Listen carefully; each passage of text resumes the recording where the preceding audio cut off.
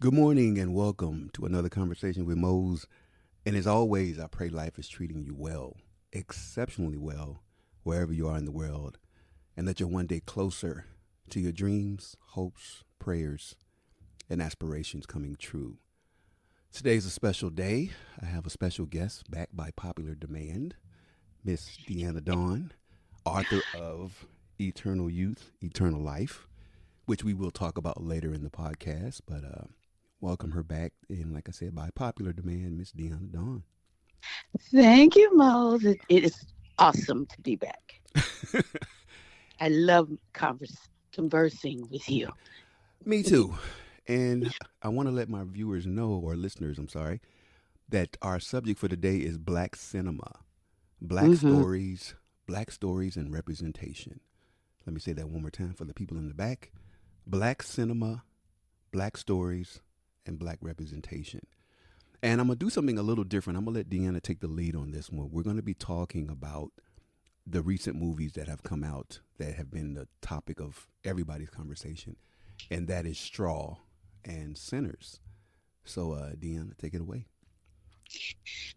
Okay.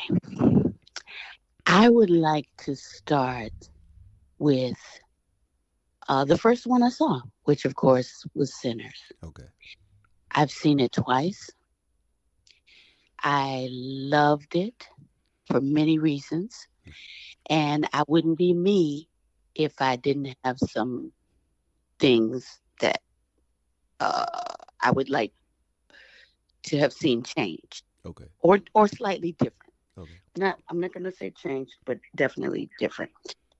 First of all, Ryan Coogler is is just a brilliant director to me. Uh, Everything of his that I've seen, I really, really enjoy. I have not seen all of the Creed movies, and there's some stuff that I didn't delve into, but Sinners to me is a masterpiece. I love a good vampire tale, Right. and I really felt that for the very first time in Black cinema, magic was shown in a way that is authentic, Right.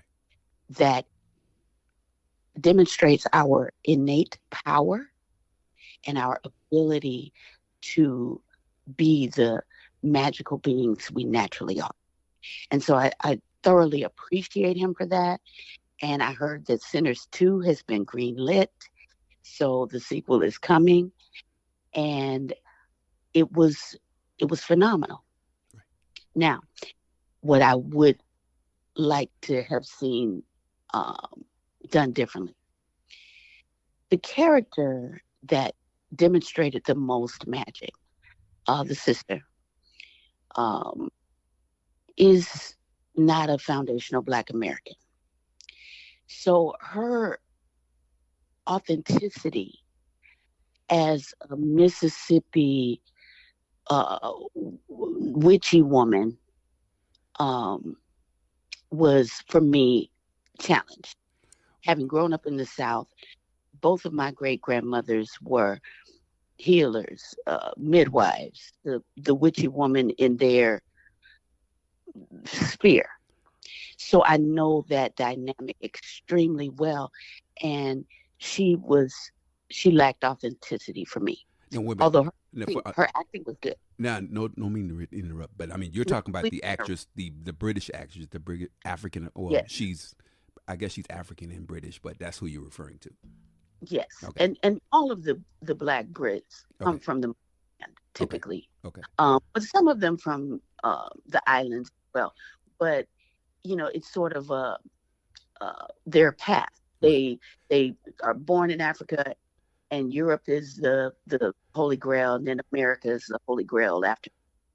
Okay. So a lot of Black Brits have their roots in the motherland, but they don't have foundational Black American roots.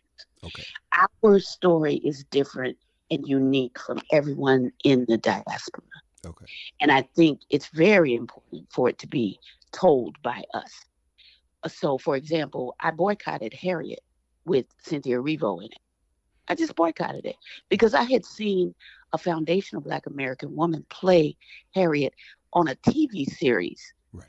and it gave me chills. It was incredible. It was the best I've ever seen uh, Harriet shown since Cicely Tyson. Right. Right. Okay, so I couldn't let it be bastardized in that way, Right. and so I completely boycotted the movie. But with this movie, I think casting wise, it it should have been someone else. Wow. Secondly, Ryan Coogler and Michael B. Jordan have a bromance that, hey, for the ages. And that's beautiful. However, there's such a thing as um, finding the truth within from such a deep place that the actor, him or herself, is unrecognizable. Right. Some of the greats do it well. Meryl Streep, for example, comes to mind. Um, she plays certain characters, and you don't see any glimpse of Meryl Streep. Now, there are other great actors who you always see them, but they're phenomenal. People like Denzel is that way. The only time he ever, what we call, disappeared into a character was when he played Malcolm X. There was no hint of Denzel, which shows he's capable of doing that. What I have noticed about Michael B. Jordan is that he's never capable of doing that. He's always the same guy. And when he was playing twins in this movie, it was on glaring display because I couldn't tell them apart. If one wasn't wearing blue and the other one wearing red, there was nothing distinctive enough in their character. Okay. The two characters he created to let me know that, okay, this brother had a different experience than this brother. This brother fell in love with with a beautiful, uh, voluptuous Black woman, and this brother fell in love with a totally different kind of being. Right. And why? What got them there? What are the internal traits? What are the soul altering experiences? Right. Because they aren't together 24/7, 365, no 20 hours. But what's different about them enough so that they present differently? I've known identical twins, and they have radically different personalities, literally radically. Right. They look identical, but as soon as one of them opens their mouth, I'm like, okay, you're this. Right. Right. And that's the thing. And that's something that Michael B. Jordan could have brought to life. Right. Now, I don't criticize with offering a solution. There is a woman who is the author of a book called Truth. She and her son are acting coaches who trained Monique into her Oscar, trained Jamie Foxx into his Oscar in Ray, in which he disappeared. There Right. was no sign of Jamie. Right. So they know how to. Oh, and Nicole Kidman says she will never go on a set in her life without Susan Batson by her side. This Black woman is so incredible that she can find within you what's there to be pulled out, if it's there, and she can make you pull it out, and she can teach you how to bring all of your gifts and tools as an actor to the surface. I'm only saying that because I trained under her tutelage, not her personally, but the teachers that she taught. Right. And her school. That's another story for another day. But my point is, Ryan could just bring her to the set. Right. She could get whatever is in Michael out. And so, as much as I love the movie, and as much as I'm probably going to watch it a third time now that it's streaming, those things stood out for me as problematic, and the only drawback to what was a phenomenal, magical masterpiece. What, Okay. That's a fair. I mean, I like that. I like that analogy. I mean, I like that it's you could support your reasons for your issues with it, Hmm. and I hate, and I use the word hate when people are criticizing something or if they have a thought about anything, even if it's something I did. I want to know your reason. You know, even if I don't agree with it. I mean, I like that you had, and I call those people the people that have great analytical minds. Even though I enjoy those conversations because again, whether they're recommending music to me, a book, a movie, I want to know that stuff. And I have a story to tell about sinners also from a coworker's perspective. But I do have, I want to share my thoughts. And it's funny now when I go back and look at it again, this will be my second time. I'm going to look at it totally different now because of your perspective. I'm going to be looking at Michael. I'm probably going to be really different. Actually, I watched it. Um, Honestly, I'm kind of in a. I'm gonna be real transparent. I'm really not feeling white people right now. I'm really in an angry, raced, fist up kind of place. So The I pinkies made you mad, Mo. I went in there. Surprise! I went in. Pinkies made you angry. I went in that movie theater amped up, not knowing what to expect. So there are scenes in that movie that really resonated with me. Like Mhm. um, that I don't want people to get the wrong impression about it because I'm not angry. I'm not trying to start a war with anybody, but it was very parts of it was really like, yeah.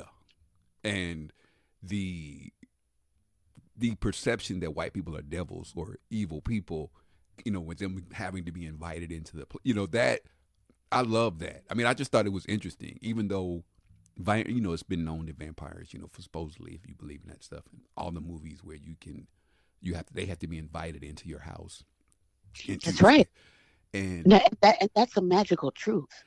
and You, in order to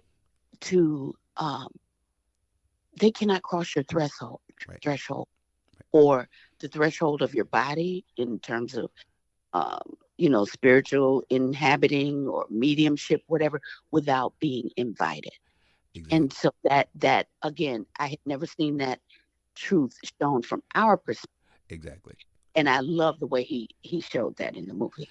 yeah, and that I also loved the diversity of from the physicality of the characters, like the two relationships between the twins with the young lady that you spoke of, the svelte, bigger woman, black woman, and then the biracial, light skinned white, whatever she was. I like Mm-hmm. that it was different, and even all the male characters. I like that. That's the black world I come from. Hmm. What bothers me and what I like about Ryan's work, specifically in comparison, and not comparing him to Tyler, but this part I will say, and I have issues with Tyler's work because all the men he seemed to pick for his movies look like they stepped out of something like a magazine or that everybody has to be cut and all that. I don't. That's not the world I come from. So that's the Yeah. only reason I don't watch none of his shows, the soap operas and all that, because I don't recognize that. Hmm. So but when I watch movies that have a world that I'm familiar with, like even him having the Asians in there and Hispanics, and that is what if I would want my movie to look like that because it's like I was watching. I can't think of this young lady's name, but she was saying she was doing a movie. She has a TV show. She's a comedian. She was talking about New York and how Sex in the City. She don't know. She doesn't know that New York. So it's like, what is this? And to have all these different people that live in New York. I mean, that paints a better picture or a realistic picture of what New York is really like. And that's Hmm. what I like about Ryan's movies. But I like the same thing with Shonda Rhimes and I like Ava DuVernay. I mean, I like how they paint the world the way, you know, to me, the way I see us, you know. Hmm. But as far as the magical part, like you said, I've never seen a movie like this from it usually is white people telling those stories. So it was nice to see black people in a horror film And I liked that it wasn't anything like Jordan Peele, which is a whole nother conversation, his stuff. Uh, Ooh, but yeah, and I love him too. But I love again, it. but I also love the fact that Ryan is opening the door to that black people are, going to those see those kind of movies. They're gonna green light those Hmm. movies more. So I hope so. God knows I'm so glad that he was able to open that door because movies like, well, I don't know if you saw a TV series called Lovecraft Country. I did. It drove me batty because there's this blonde Pinky who's just wielding the magic and I know what to do in this situation. And the black people running around, I don't know, I'm scared of the magic. I don't know what to do with the magic. And that is the biggest crock of BS ever.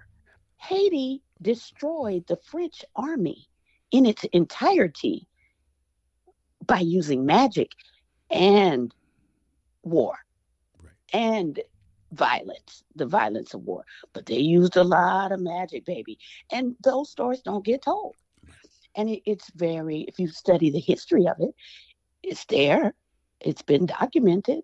But of course, it's not Hollywood. Hollywood doesn't want us to know how magical we naturally are. Right. So this is again why we have to keep creating our own content. It's extremely important. And one thing I wanted to say about the Asians in Sinners, I had to go do some research. I was like, why are there Asian people in like, what the hell is going on? I don't know nothing about that. I'm from Georgia. I wasn't around in 1932, but I dang sure didn't start seeing Asians everywhere until recently, right? So Right. bring Right. it to his wife. I think has some Asian descent, and I was like, okay, maybe he just threw them in there. But when I did the Right. research, Right.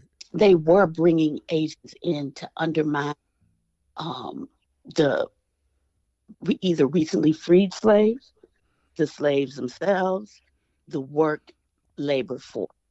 It was a manipulative tool, much as it is today, where they would give to the Asians things that they withheld from our ancestors so that our ancestors be kept in a certain caste Right. at the bottom.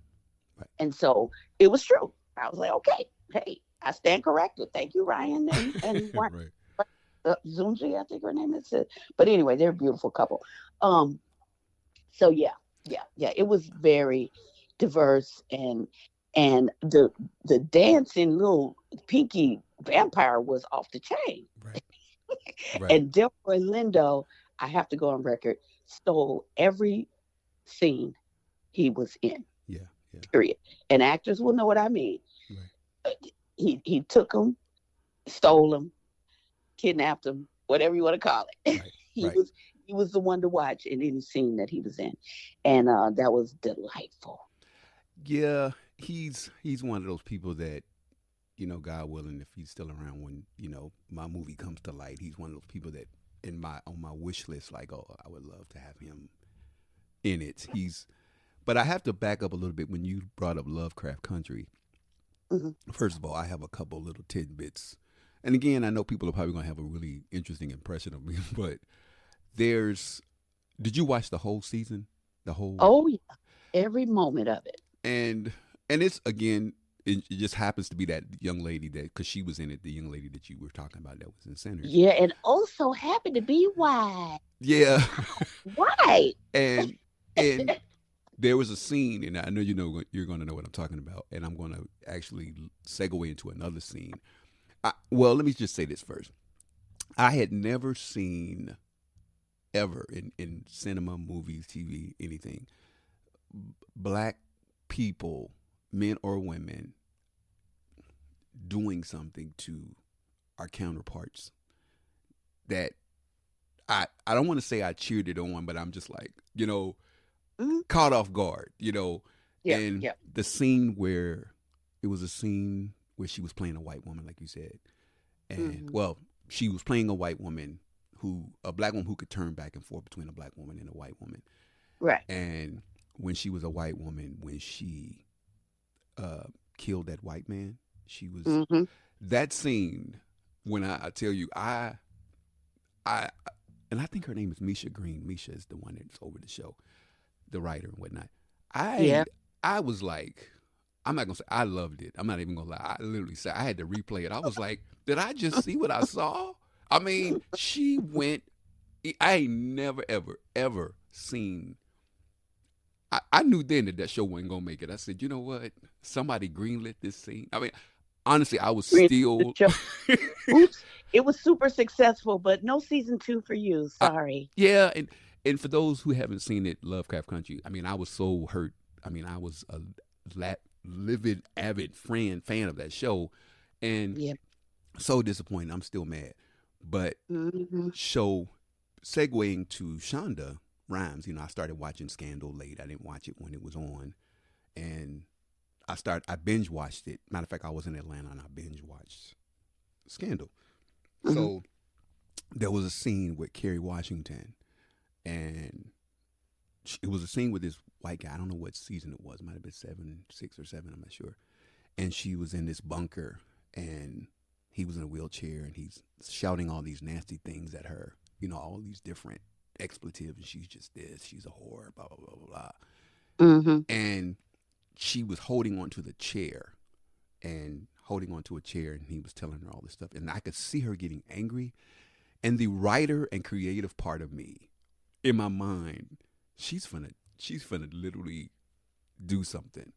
And I was literally sitting there, and I had no idea where this scene was gonna go. And she picked up that chair and she just bashed him. I mean, she was like blood everywhere. I mean, and I knew she was gonna do that. I mean, I honestly, because I could see the rage, because I know that feeling. And for a black person to, like you said, lose herself in the character to where I didn't see Carrie anymore. She was a black woman who was upset. And Hmm. she took that chair and lifted it up and she bashed. I mean, and it was, the scene probably had to be at least 5-6 minutes long. And I'm not gonna lie, I had a rough day that day, and it was one of those moments that, to see black people, and I know it's not about violence, it's not about doing violent things, but it was one of those things, the things that I've seen them do to us in movies, slaves and all that stuff, Hmm. kidnapping and all this other stuff, to see it, the tables turn, and then to see a black woman doing it, Hmm. honestly, Carrie could get it. I mean, it was like, I thought it was, because I'm not even gonna lie, and this is another thing. I love to see black women with guns, like those kind of movies, like the Angelina Hmm. Jolie's. I love to see black women in action movies, especially Me too. the women that look like they just, oh yeah, they're sexy and this and that, but you walk up on them and you get got. And I Yeah. love the the contrast of, you're Hmm. thinking she's gonna be sweet and she's this, and then you roll up on her and it's something different. And I love Yes. that. I honestly love tough women characters. I think it's sexy. I think it's hot, and the fact that women are able to weave those in now, because that 20, 30 years ago, you would have never had ever a black woman killing a white man anywhere. So, Uh, so and unless it was that in a slave movie, so to have right. a commercial movie, TV show, and I don't think it was glorified. And much respect to black women, because I don't think, I love the moves that black women are making in film and in cinema. But the only Hmm. thing that makes me upset, really upset, and I really don't know if I offend, and I'm not taking away from Tyler Perry, Spike Lee, but I want to see more of us representing us in terms of, because black women are making moves. Y'all are just, I'm not hating. Y'all are making moves, and it's like, I, Issa Rae, and whether you like their work or not, I have much respect for women that are creating these characters on, with Bridgerton. I even like Bridgerton. I mean, I love that black women are making strides in film. I mean, I really, really do. I just hope I do that too. black men. I mean, no disrespect to Tyler, but at the same time, I just want more. I mean, I don't know if it's because they're not getting it greenlit, or if it's, I don't know anything Mm. about that industry in terms of, He don't have that as an excuse. He green lights himself. right. So we're gonna go down his whole rabbit hole. You know, But I just want to say one thing Mm, based on what you just said and how you felt that release that helped your day. right. That's what art is for. That's what cinema and theater, that's what it's about. It's so that an outlet exists that takes away the violence in our day to day life because we can watch someone act out something that we may be feeling Right. but don't want to act on. Right. You know what I mean? Right. So that's the beauty of stories being told, and now we live in this paradise of a million movies a minute, and we can really utilize that Right. to uh, be cathartic, Right. to just be pure entertainment, Right. to be instructive. Right. Uh, Just the world is our oyster right now with that. And that's why more of us have to create our own content, like you, sir, Right. are doing right now.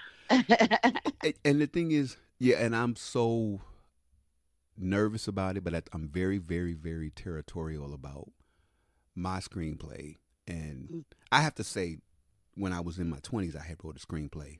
I still have a copy of it, and I literally wrote it on the bus, and I let a young lady read it. She was an older black lady, and I literally still have a copy of it to this day. And it was, she said, "Why are all your female characters so strong?" Mm, And I like that. honestly, that was her observation, and I was like, I That never. for her. What do you mean? She was like, well, why they all seem so aggressive? And honestly, it was a great analogy. And what I liked about in my response to her is that I guess those are the women that I know, and Yeah. I didn't even think about it till she said it, and Mm, I could look and I knew where she got that from, and it was just like even now, just like I told you how I feel about black women, seeing them in those roles that are strong. mhm. I'm not used to the maids and the yes a master that bow down type black woman. I didn't grow up around it, so Neither. I mean, so honestly, it's really disheartening to see. I mean, I understand it. I mean, I do in terms of our history and things that people did what they had to do, but I didn't grow up around those kind of women. So Me.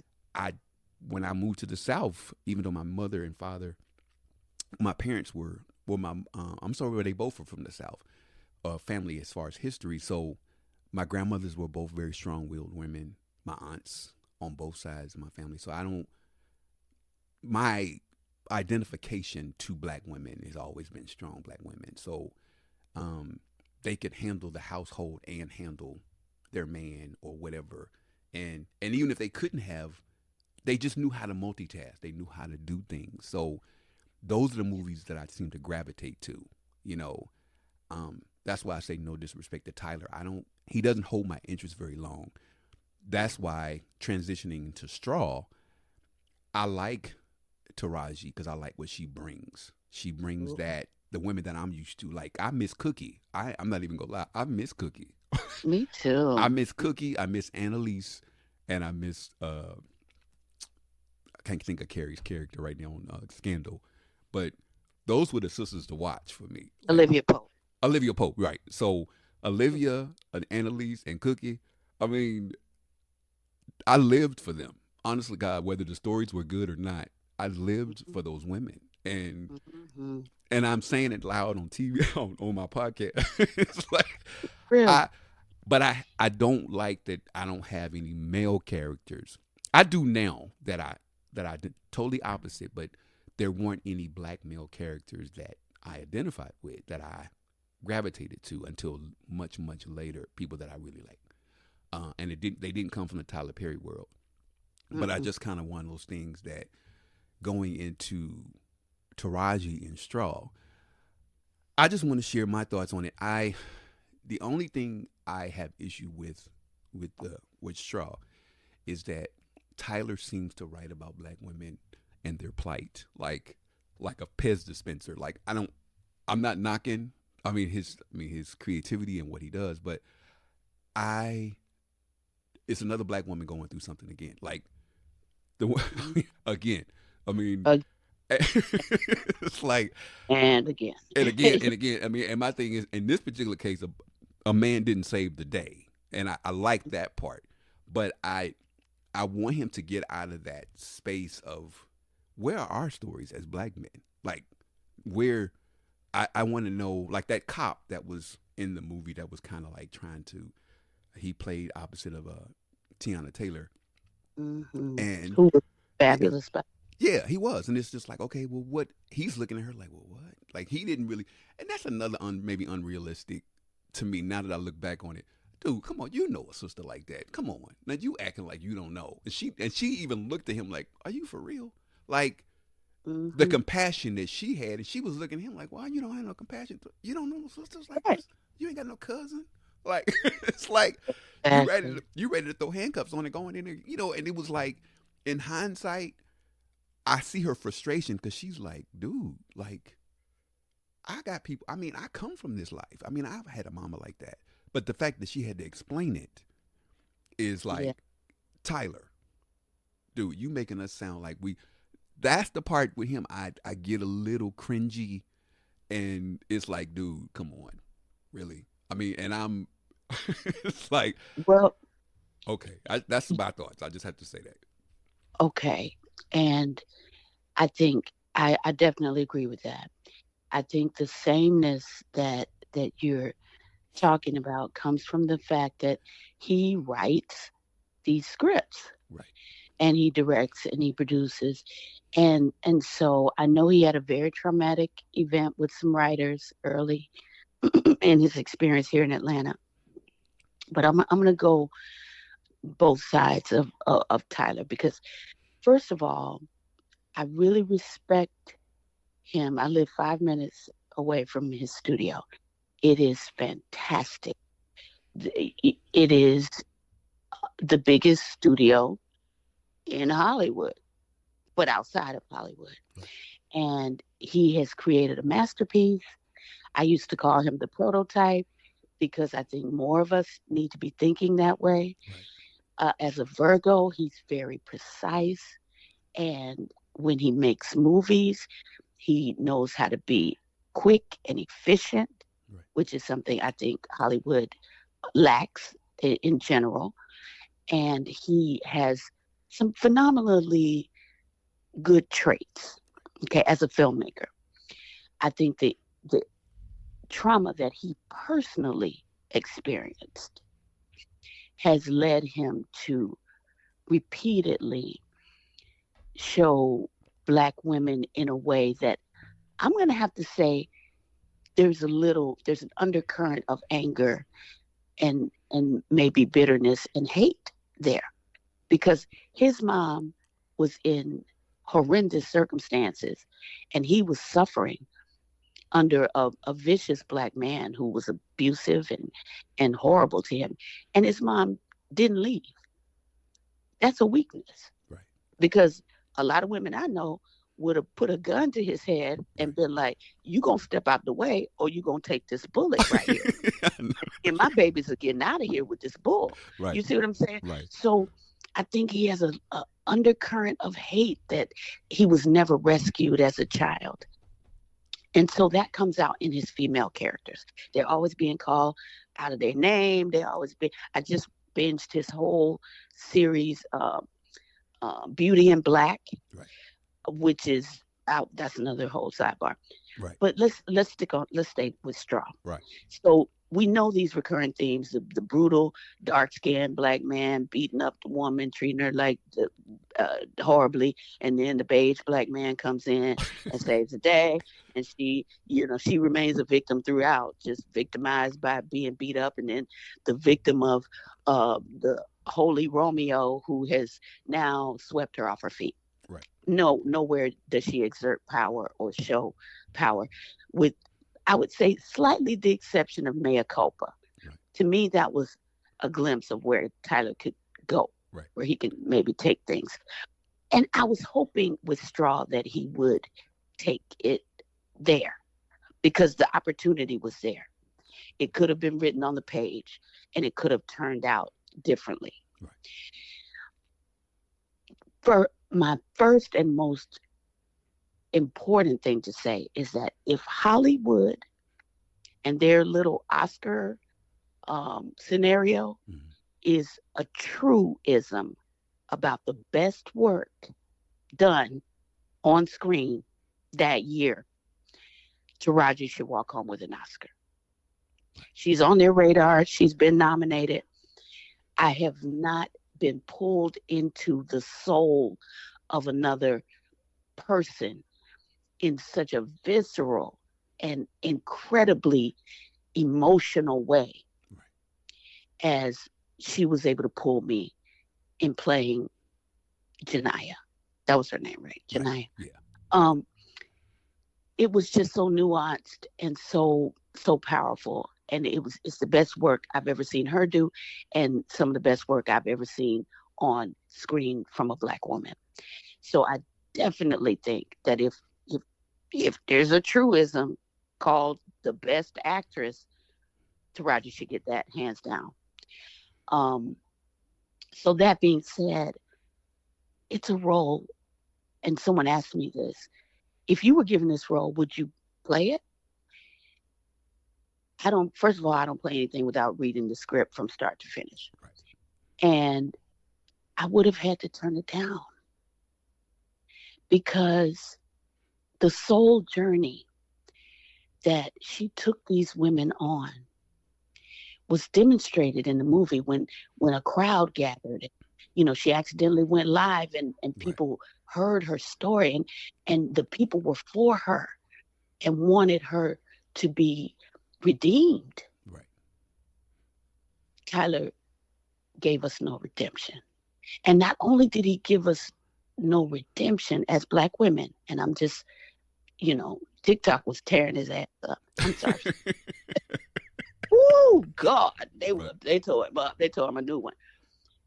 But he had an opportunity to give her redemption. Right. The place that she was going in, spoiler alert, where Sherry Shepherd's character was going to uh, take her daughter Right. and help raise her daughter while she was locked up. She would have been locked up for some time, probably depending on the lawyer. She might have, 7 years or whatever. That's apparently what a Black life is worth. And so there was hope there. Right. And we all could feel it. And we were like, okay, she goes out with her hands up. She's going to be all right. She had the beautiful Tiana Taylor, who was incredible in her role. She was great, I thought. Except for that wig, though. I'm sorry, that wig wasn't Who? working. You blame that on the hair and makeup department. That is not her fault. They let her walk out there. Right. Right. She wasn't capable of doing her own hair. I had to do my own hair on every movie set ever because Right. can't nobody mess with locks. They Right. don't know what they're doing. Right. So I'm like, I'll do it. Debbie Allen told me, honey, what would you do with your hair? I said, here's what I would do. Right. And she was like, okay, that works for me. Okay. So, yeah, that's another whole story. SAG finally, addressed that. But Right. anyway, so the opportunity was so beautifully there to give the story redemption and hope, right? And like I told you, I turned it off when the first twist happened, Right.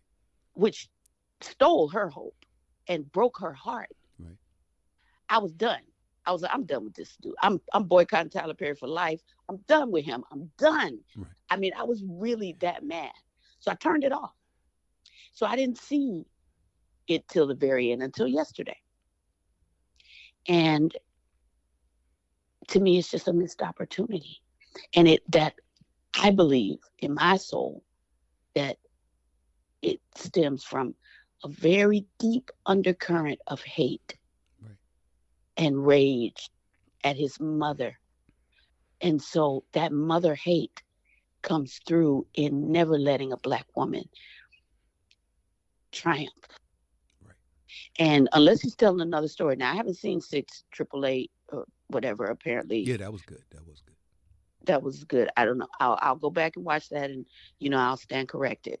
But that's someone else's story. Exactly. But the stories that come from his pen, his typewriter, his computer, he hasn't been fully capable of doing that yet. And it saddens me because he could have. It was right there. It was right there on the page. And an alternate ending uh, was screaming to be written, and he chose to write it differently. And that hurts my feelings. I have to. You just made me think of, and I agree 100%. There was a movie that he did. I can't recall the name of it, but it was the one with Journey Smollett was in it, and she played the married woman that cheated on her husband. Blah blah blah. Hmm. And at the end, she ending up having AIDS, HIV, and then she just kind of walked off into the sunset. And because Brandy was in it, I believe. Hmm. The reason it just made me think of that because I didn't like that ending because I felt like the same with everything that you just said. I mean, I'm like, first of all, it made like she was a scarlet letter and she's going to go off and die, and I didn't like how he ended it because, like you said, there was no, that's not, it didn't have to end that way, and Right. and and you literally made me think of it as you were talking, and I was just like, that was a Tyler Perry movie too, and Hmm. and Hmm. I until you just said I never thought about it like that. I never thought about black women not being triumphant, without a man being involved, even with the beige black man and the dark skinned black man, blah blah blah, Hmm. and her being a victim the whole time. And Yeah. I have to agree with you. And I guess like myself, he's writing about the women that he knows, you Yeah. know, and I never thought about it like that. I mean, I guess it does make me sad to think that. I Yeah. mean, it does because black women are his fan base. Yeah. Wow. And so he takes them on this ride and drops them again and again and again. And the levels of trauma that Taraji's character went through just begged for some sort of redemption. Right. And that final scene was, I mean, she was empty and spent, and her heart was broken, Right. and then she still had to go do time. I mean, Jesus Christ, come on, man, give a sister some. God dang, Tyler, come on, man. Well, Anyway, I would like to believe that her character, in my mind, was able to get off, or like she wasn't, not maybe not get off, but she wasn't as traumatized and gone to prison as I would like to believe. I believe, and I agree with you 100%. I mean, again, I thought it was going to go a different way, especially when the twist, and I did really enjoy the twist that I didn't expect that at all. But I also like that he incorporated mental illness and mental trauma.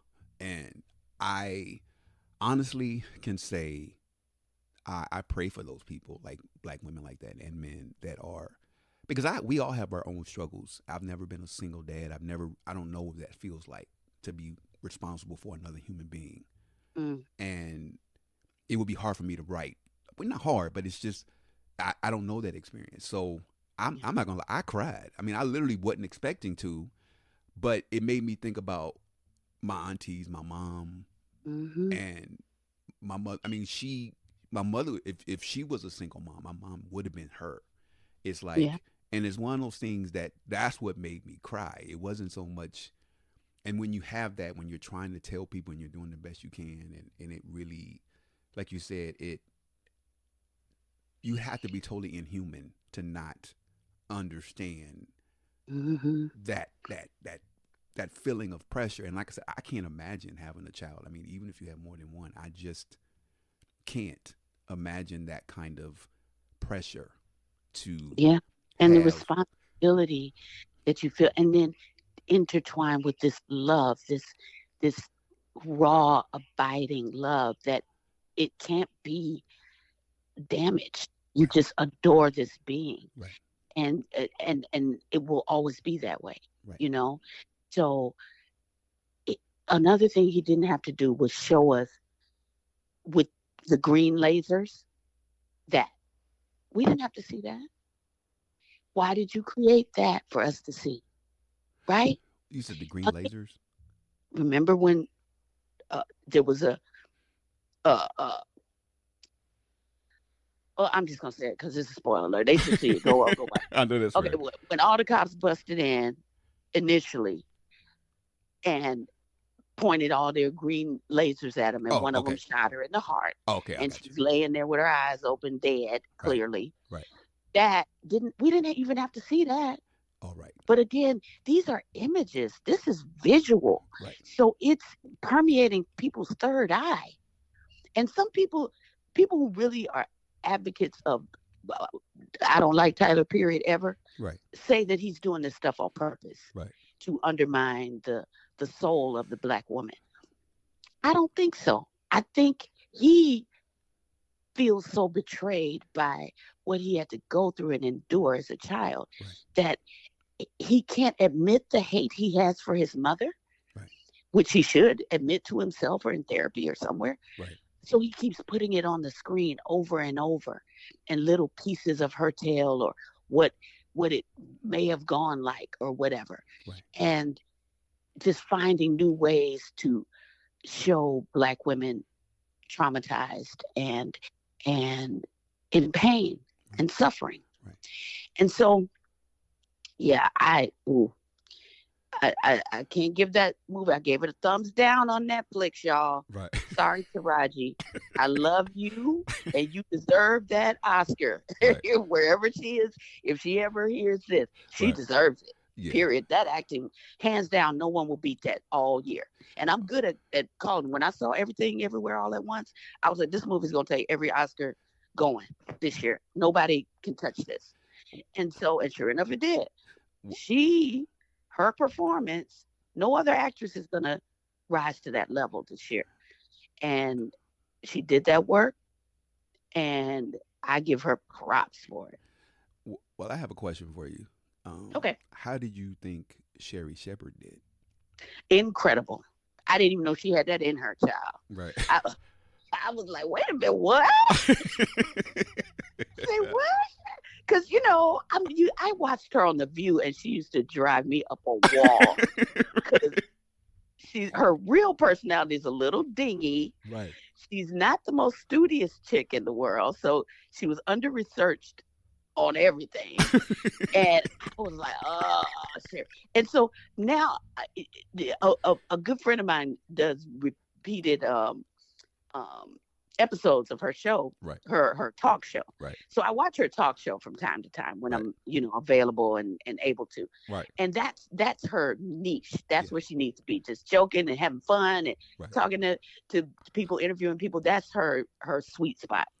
But honey, she pulled some acting stuff out her backpack. Yeah. And I was like, wait a minute, what? Right. Okay. Right. So I would love to see her do more. I would love to see her do more. She was really good and just excellent. Just dropped in. That's what we call it. She was dropped into that character, and I felt every moment. And the three of them, the Tiana Taylor as well, Right. even though she didn't have as much screen time or as much to do, Right. she was completely dropped in, and you could see the struggles that she was going through Right. as a law enforcement officer in her position, Right. but having 100% compassion for this woman who was clearly breaking the law. Exactly.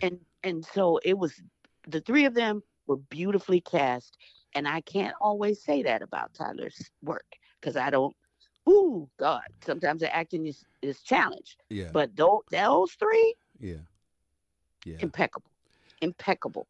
Yeah. And I have to agree because I don't think he can really take credit for their gifts. I mean, they really brought the sauce to the movie. Well, And and that's what great casting does. right. The great casting directors are able to. Well, okay, I'm just gonna come from my philosophy. Okay. My philosophy of acting and casting is there's one perfect person Right. to play every role that was ever written, ever created. One perfect person to play it. Now, sometimes that person doesn't get to play it. Right. I'll give an example. Hollywood will come in and say, "Oh no, that's an unknown. We can't put that person in the role." Uh, that movie Underground Railroad. It was a series too. Remember the limited series Underground Railroad? I think Uh, that's what it was. with Journey Smollett and You talking about? No, Oh no, she no, was not she that one. did Lovecraft. Okay, right. No, she did Underground too, but it's too different. But you're right. I didn't see Underground Railroad. I saw Underground. But go ahead. I So digress. the whole time I watched that, Mm. uh, and I'll just be brief since you haven't seen it. I was saying to my partner who I watch movies with, Uh-huh. a brother from another mother, uh, who I watch movies with, and I kept saying to him, "This is not the person who was supposed to play this role." Right. I just, and then later I heard Larry Wilmore, who had something to do with it, um, talk about it, and I heard the director say there was this one person who came in, and it came down to the two of them. She was from North Carolina, and she blah blah blah. So she was clearly an unknown, and she did not get the part. But the problem with that show was the lead was not right for the part. Right. So it was missing something. So I say that to say that um, the person who does most of Tyler's casting over the past, I don't know, 8 to 10 years or whatever, doesn't seem to have that level of integrity for every single role in Right. a thing. Right. And even with Beauty and Black that I just watched, there were some people who were great, and there were some people who were like, "You just threw somebody in right here." You know what I mean? Right. Right. So, and that's okay. Right. But again, if you're striving for artistic excellence and to really tell stories that move hearts and souls and elevate and inspire, and then you won't settle for less than that. Right. And I think those three women are the reason that people are so passionate about that movie, even though the passion that most of them have is unfortunately negative. Right. Right. Right.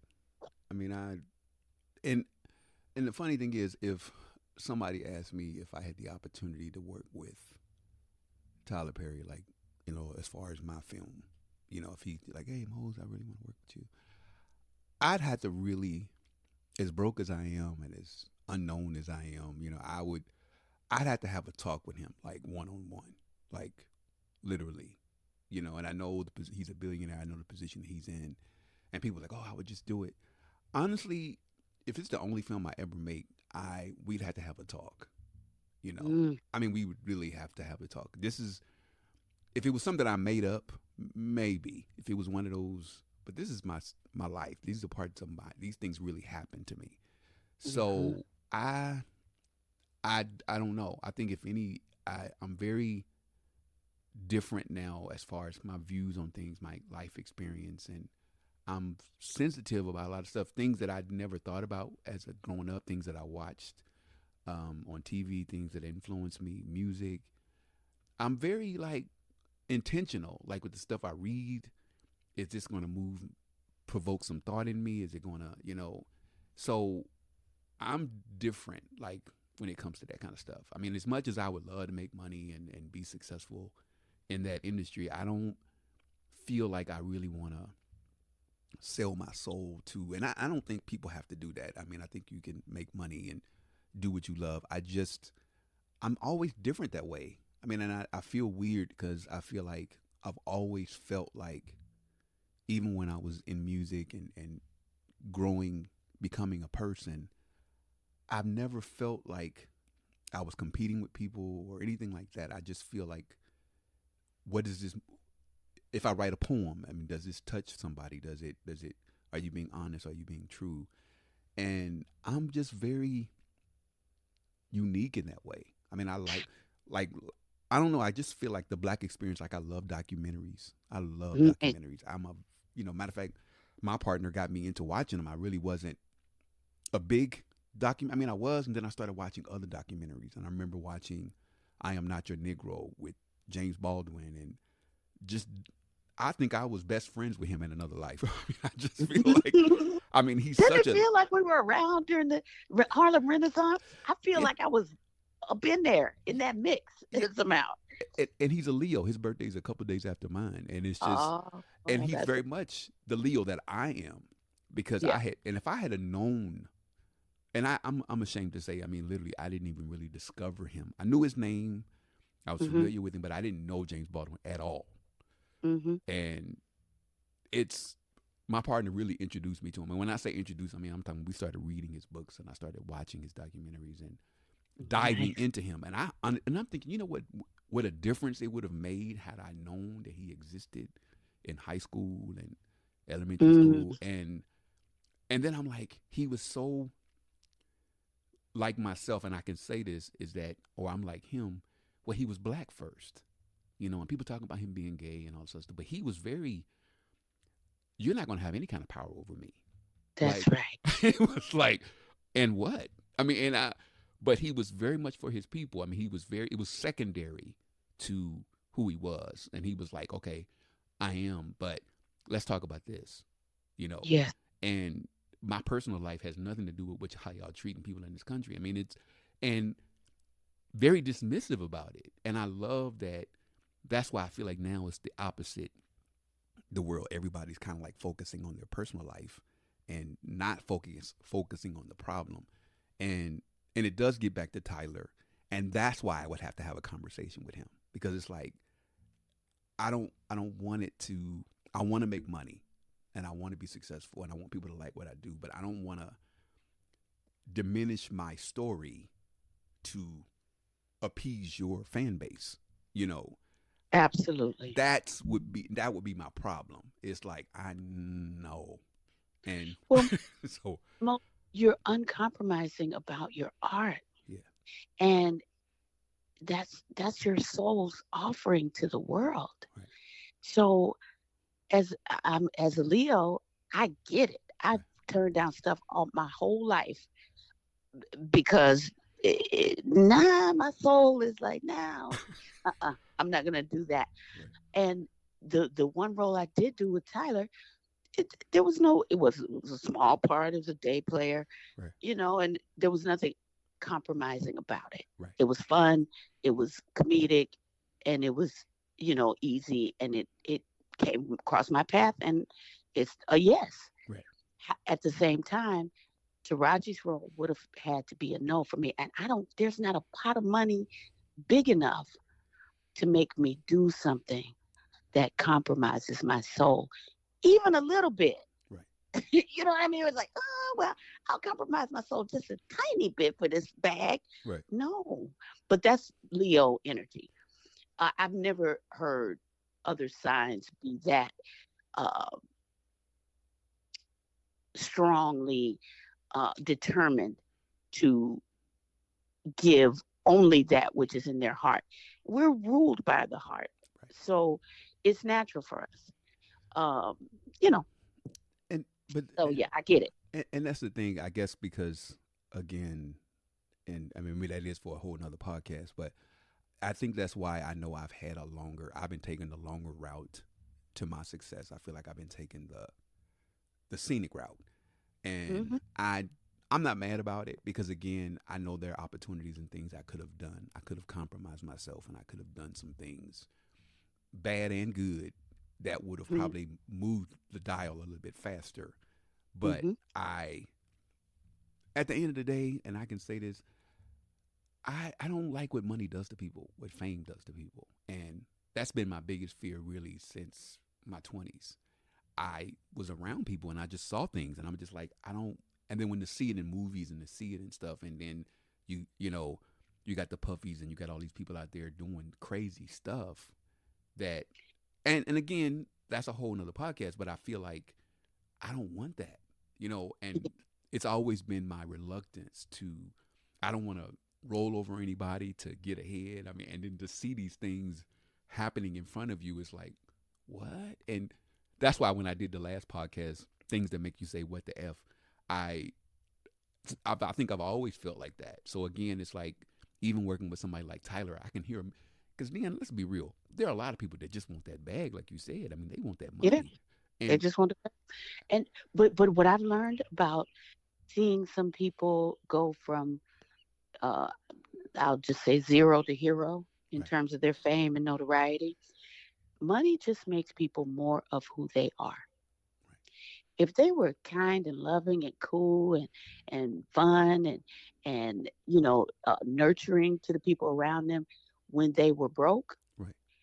they become generous and helping people with opportunities and loving and throwing parties and just more of who they are when Right. they have money. Right. If they were selfish and somehow controlling the people around when everybody's got two pennies to Right. rub together, they're going to be even more that way. And they're going to look for more ways to control people and to be more of who they are. Right. So money exacerbates the natural traits. Okay. It doesn't change people because you just can buy more stuff. Right. Right. Basically, nothing changes inside of you. You're like, okay, now I'm not driving a jalopy. I'm driving a Mercedes. Okay, Right. Right. Right. either way, point A to point B. Right. And so it's that's how it is for people who are really genuinely in touch with themselves. What I think that Hollywood does is shine a spotlight on people that makes them more focused on what other people have to say about them or what other people think about them than they are dealing with their own inner self. Right. Right. So if everyone loves you today, oh my God, I'm loved. I'm so loved. It's great. Or, and then tomorrow, everyone hates you. Oh my God, they're moved by the crowd Right. instead of moving the crowd Right. and Right. being authentic to self. Right. And I find it very easy to be authentic to myself. I always have. Yeah. And so I do believe it's a Leo trait.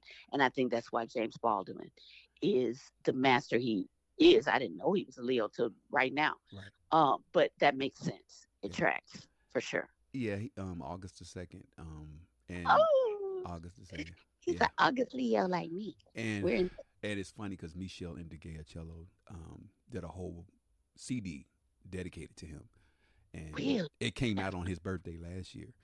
And nice. ironically, and literally, and I love it. I mean, I love that's like one of my favorite CDs by her. And Mm, I have to say, and again, getting back to the whole topic at hand, is I want to see more stories that reflect where we are, and I think we're on the right path. I think we're there. I think there are a lot of people. Doors are opening, and I think people haven't been in those positions yet to move the dial forward as far as movies and stuff go. But I know I've never been this excited about diversity in black characters as I am these last 10 years with all, whether it was white directors or black directors, male, female, we're seeing more diversity in television and that I've never seen. The only thing I'm hoping to see, whether I do it or someone else does it, is I want to see Mose. I've never seen me represented in television. So that's kind of where I would like to see, and I don't mean me specifically, but just the kind of guy that mhm. I am. And I know when people look at my story, when they look at my resume, people are always looking at me. It's a look that people get because they're so surprised, and it frustrates me. Not real bad like it used to. Actually, I love it now, but when I was younger, I was like, "What does that look like?" They can't believe that you can be a photographer, that you can write a book, that you could do this, you could do these multiple things. And Renaissance man. what you say? Renaissance man. Exactly, Renaissance. And I didn't even know what that word meant. And it was kind of, but now I embrace it. I do. But I wish I had known that when I was younger. But again, I know it now. And again, I want to see more stories that reflect of black men like myself, whether they're 18 or 12 or, because James Baldwin was a little boy once. And so was Langston Hughes was a little boy once. And it's, Mhm. and I want to see that, and I hope to see those things. Because, like, even if you look at James Baldwin, it's like he wasn't your typical, man. He's a little guy. He's dark skinned. He got these big eyes. He's just this little fella with this big voice. Matter of fact, I think they're doing a story on him. And I'm going to say this, and if he ever listens to it, then that's on him. They got Billy Porter, I think, is playing James Baldwin in his life story. Wow. That's That's interesting. first of all, I have a problem with that. But again, and I'm not taking. I think he's cool. I I don't know how I feel about that. Honestly, I don't even know how I feel about it. I'm not. I'm kind of speechless with that. But I've heard that they're in talks of having him play James Baldwin, and I think again with him being gay and being, I don't know. I just I I'm kind of like you did. Can we get somebody maybe that we don't know? Maybe so. I don't know, Well, I but hope they do a real casting.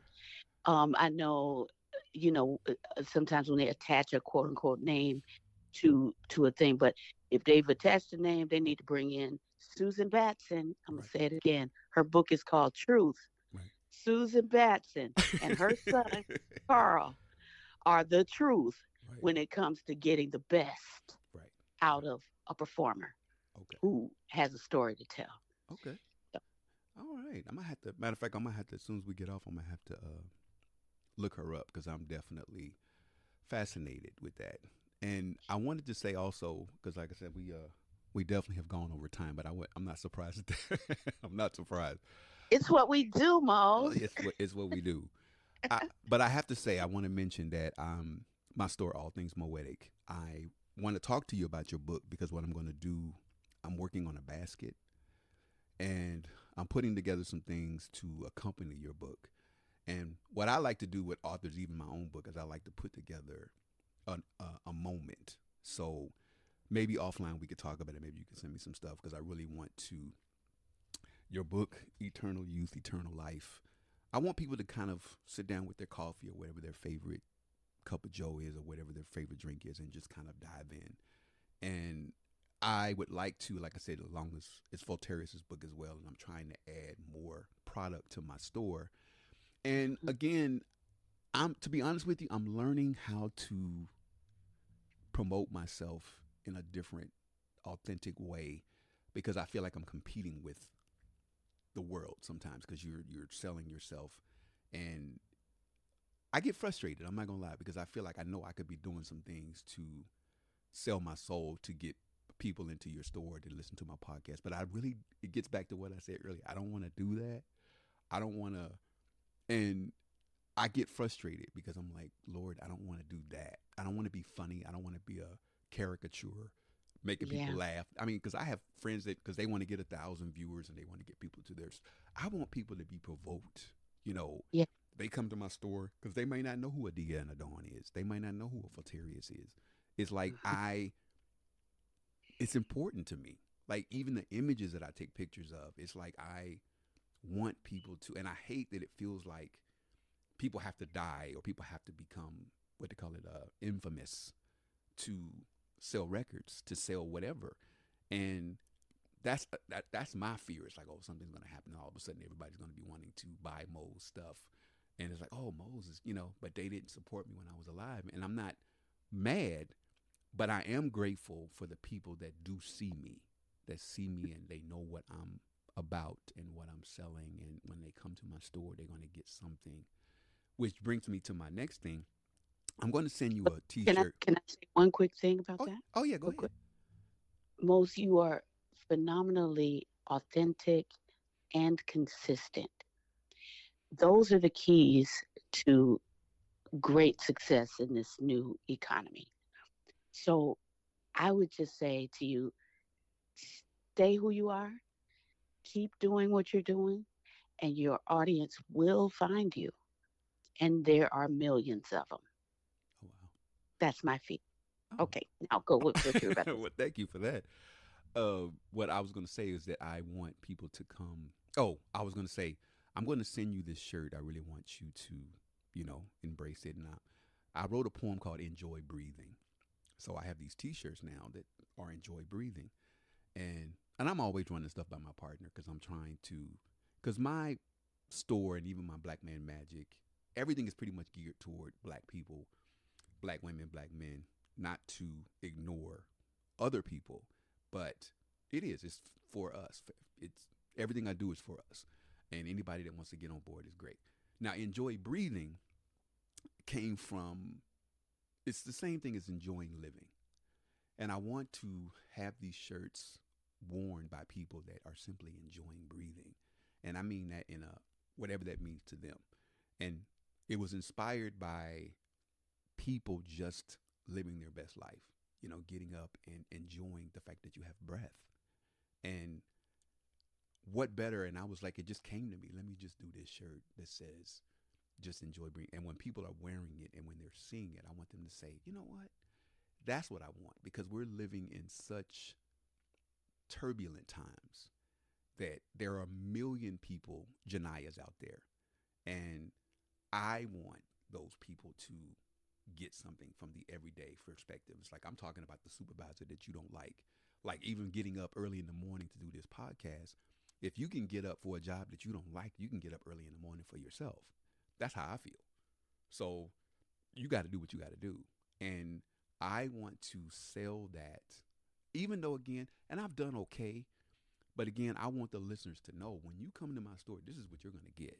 You're going to get something that's going to get you up in the morning. And I want you to wear my stuff with pride and to say, you know what, this is who I am. And I don't want it to take 20 years for you to realize who you are, because it took me a long time to realize who Mose Hardin is. And that's what I want to convey. And I want people to come by the store. So I really want you to think about what you may want in this basket, because you're the author of this book. And I really want people to be, because I had some ideas, but again, it's like I really want you to think about it, because I want people to get the whole DEANNA experience. So just kind of, like I said, Well, because my goal is to have it up before, I was trying to get it up before Juneteenth, but it's probably going to be shortly after Juneteenth, but it'll be for during the summer. It's going to be during the summer. And because I'm adding, matter of fact, I got to do some merchandising today to take pictures and to present everything in my store. But how does that nice. sound to you? How does that sound? It sounds incredible. And I can't help but think about how breathing is one of the life tools that we learn in terms of maintaining the body, keeping the body vibrant, healthy. Deep. You hear everybody say, take a deep breath in, hold it, Right, okay, in through the nose, right, out through the mouth.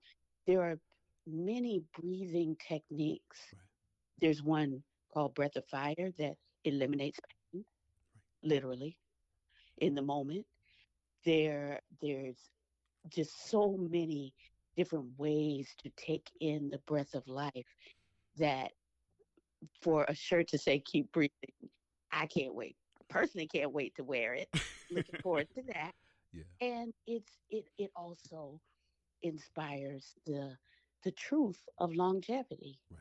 that we all have access to. So I'm thrilled by that. I will definitely put some thought into maybe something I can add Yeah, to the basket, because you have the whole store and I love me some Etsy. So I like being on that platform. It's just a beautiful place for creatives to go and find things and find themselves. I have to say though, one thing about, since you brought up Etsy, since I started, before I opened up my store, Hmm. I was doing my research, and about before, how watching all these I'm sorry, all these modules about putting your store together. But I didn't realize there's a lot of non-black people selling black stuff. Really? And I know it that either. I didn't it was kind of like, what?